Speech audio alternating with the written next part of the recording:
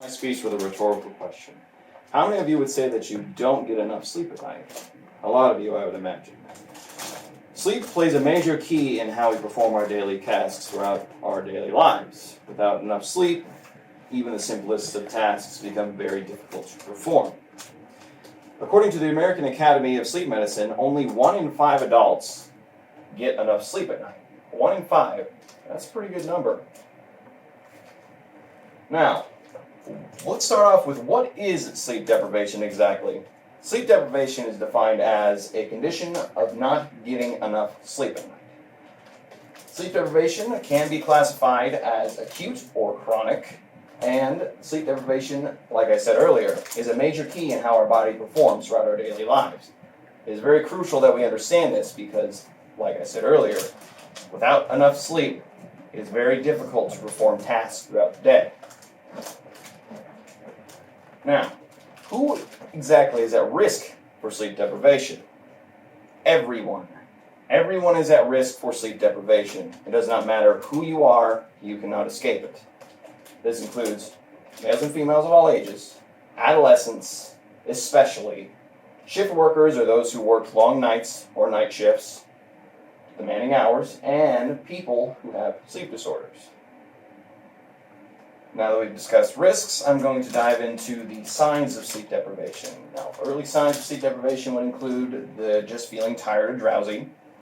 Also includes preorbital puffiness. And what that is, it's the actual term for the purple bag that is under your eyes that forms when you don't get enough sleep. Another one would be always feeling hungry. And I'm going to dive a little deeper into this one. So, there are two chemicals that are formed in our brain called leptin and ghrelin. And these two chemicals, their job is that when we get enough food, they tell our brain that it's time to stop eating.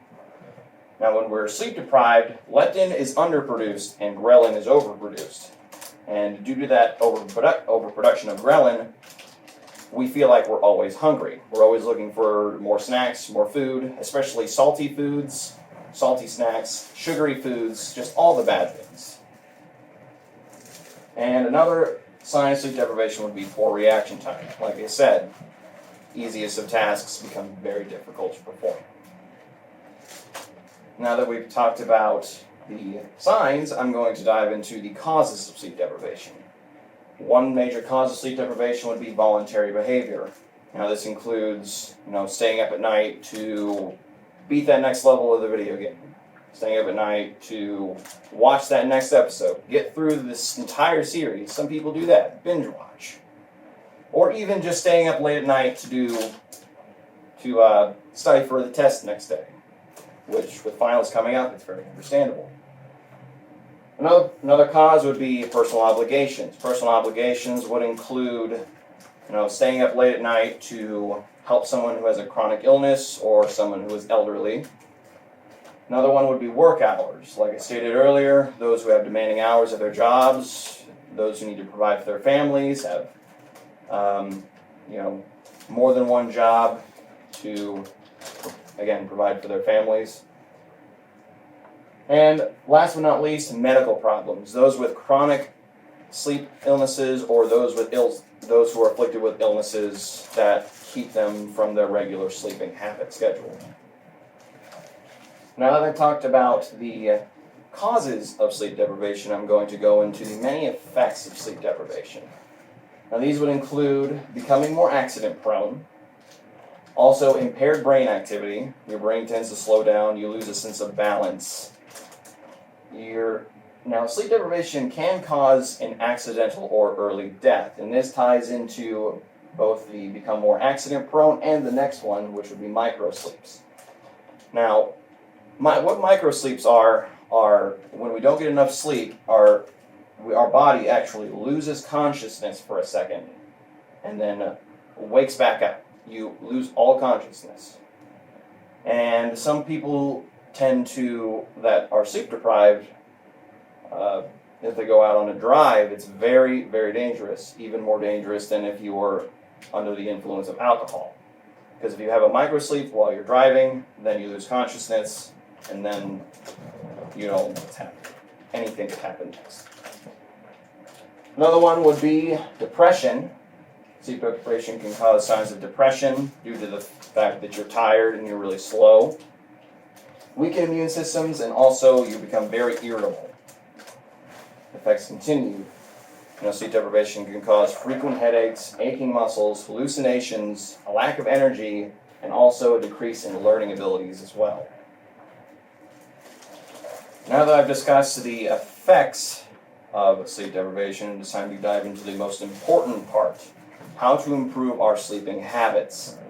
Now, first and foremost, we must acknowledge the fact that we need more sleep. That is the first most crucial step to take, and then we can move on to the next step, which would be to establish a regular sleeping schedule. Setting an alarm to go to bed at night is very helpful. It is also recommended that if you have a lack of sleep, to take naps during the day to catch up on any lost sleep that you may have lost the night before or even during the week.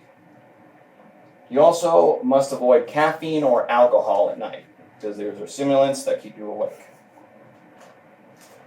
You also must avoid worrying or dwelling on problems too close to bedtime. It's very difficult with finals coming around. You're worried about studying for that next test or worried about how you're going to do on the next test. It's easier just to go to bed with an eased mind than just fall asleep.